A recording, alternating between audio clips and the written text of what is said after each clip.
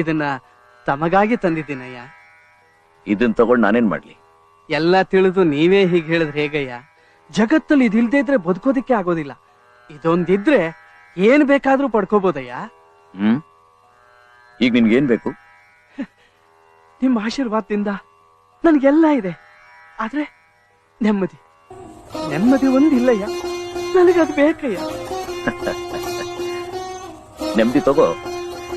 ಹಣದಿಂದ ಏನ್ ಬೇಕಾದ್ರೂ ತಗೊಳಕ್ ಸಾಧ್ಯ ಅಂದ್ರೆ ಹಣದಿಂದ ನೆಮ್ಮದಿ ತಗೋ. ಸಾಧ್ಯನಾ? ಅಯ್ಯ, ಎಲ್ಲಾ ಹಣನು ನೀನೇ ಇಟ್ಕೊಂಡ್ಬಿಟ್ರೆ ನೆಮ್ಮದಿ ಸಿಗುತ್ತಾ? ನಿನ್ಗೆ ಎಷ್ಟು ಬೇಕೋ ಅಷ್ಟನ್ನ ಇಟ್ಕೊಂಡು ಮಿಕ್ಕಿದ ದಿನ ಹಂಚು. ನೀನ್ ಹಂಚು ಹಣದಿಂದ 10 ಜನಕ್ಕೆ ಉಪಯೋಗ ಆಗಬೇಕು ಅಂತ ಕೆಲಸ ಮಾಡು. ನೆಮ್ಮದಿ ತನಗ್ ತಾನೇ ಸಿಗುತ್ತೆ. ಹಂಚ್ತೀನಯ್ಯ. ಹಾ, ಹಂಚು. ದೇವರು ಮನಸ್ಸು ಕೊಟ್ಟಾಗ ಹಂಚ್ಬಿಡ್ಬೇಕು. ಆಗ್ಲೇ ನಿನಗ್ ನೆಮ್ಮದಿ, ಇನ್ನೊಬ್ಬರು ಉಪಕಾರ. ಹಂಚು.